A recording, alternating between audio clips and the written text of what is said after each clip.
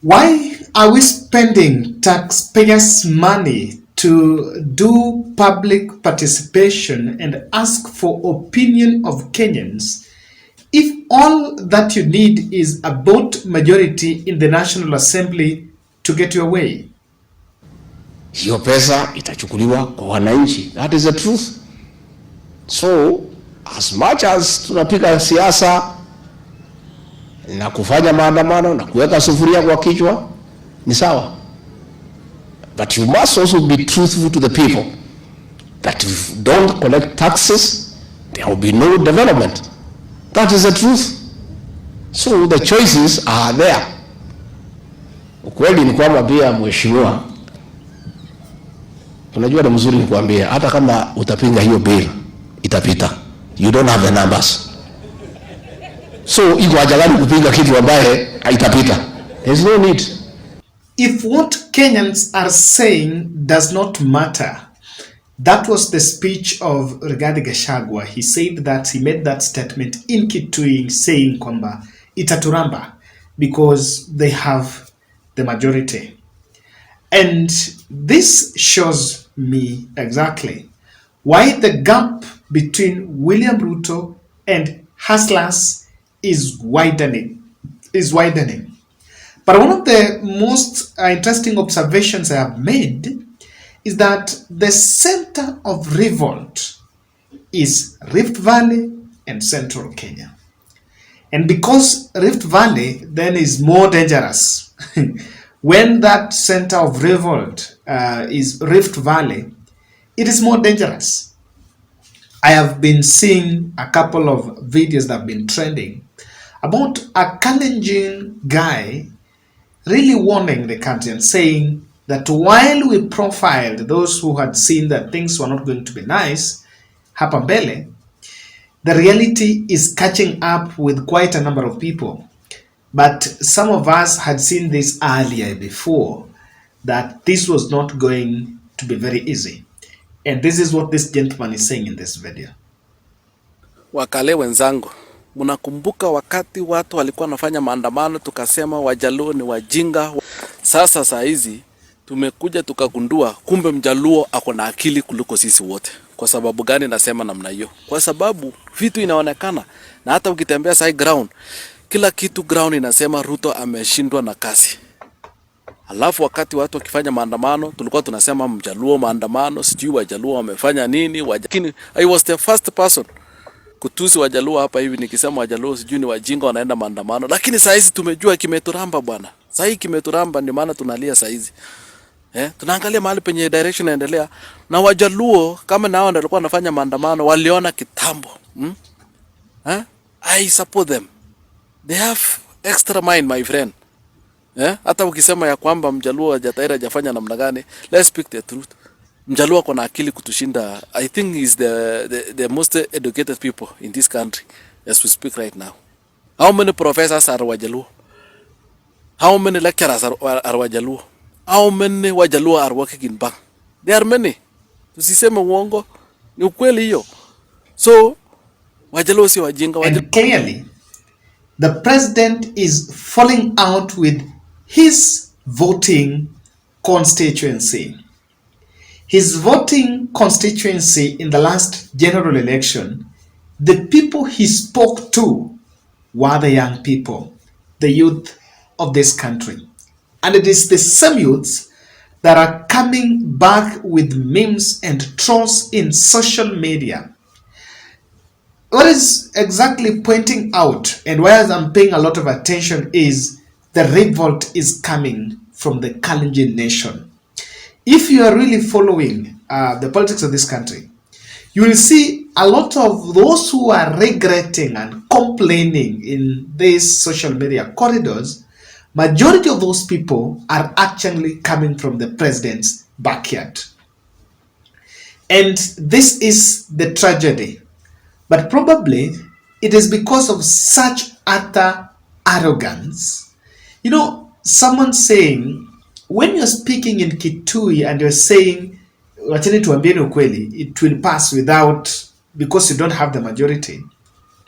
Yes, people may not have, it is in the context of Azimio versus Kenya Kwanza, and Kenyans might not have majority in parliament, but majority of Kenyans outside here are asking how government is running. So when you come in public and brag that no matter what you say out there, we have numbers in parliament and you're going to pass it, is it really true that the 230 that the supermajority that you have in National Assembly is a true representation of the 50 million Kenyans?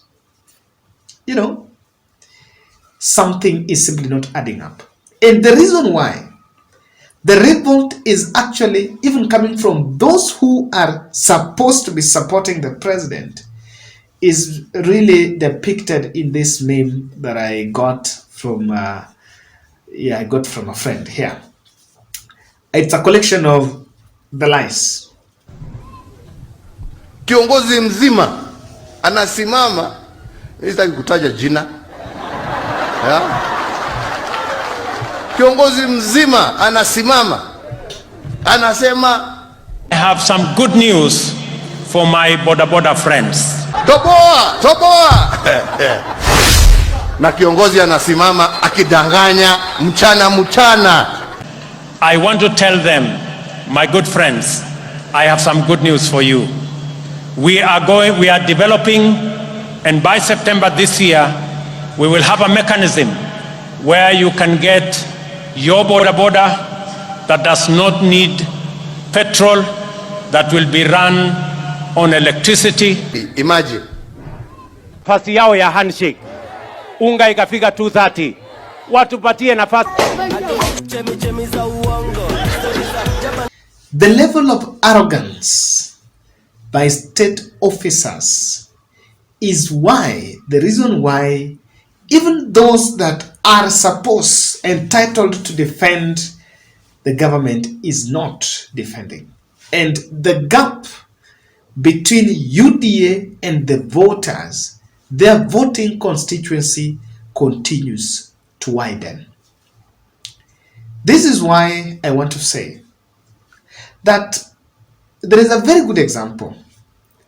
A venom was planted in Mount Kenya, and the Mount Kenya youth were incited against former President Uhuru Kenyatta. And despite of turning up to vote for him thrice, they could not listen to his word. Quite a number could not listen to his word. And so this is a very clear warning. You know, sometimes we don't want to learn, and because we think we are mtukufu, you know, we have the entitlement following, the fanatical following people won't question. The truth of the matter here is it will take President William Ruto and his team this country's resources and a lot to bridge that gap. Maybe because Kenyans forget. And there is that which UDT must appreciate and must understand. William Ruto's transition is 2027. If for those who have narrowly been bragging that Ruto transition is 2032, those are getting it wrong. In the light of what is happening, with the kind of revolt that is emerging from home, it is clear that that transition will take place in 2027. Kenyans will have to make a choice whether it is Ruto or someone else. I'm saying because someone is asking, why am I talking about 27? There is of course supposed to be a transition. Those around the William Ruto's presidency believe that no one can challenge until 2032. And it is 2027 because it will start immediately this budget is passed. This is the first budget. And it's a bit of that taxation. This is the first budget. By the moment we're going to the third budget, Kenyans will be saying, Maliza Wende. Uhuru was told Maliza Wende. Kenyans will be saying, Maliza Wende. And you know, that transition, it's going to be here. Because the masses are now struggling to embrace, are now thinking of embracing alternative voices. Yeah, they're taking different voices. Because the person who we thought was the fixer is not the fixer of the economy, but is just fixing himself and his friends. Those we believe are shareholders.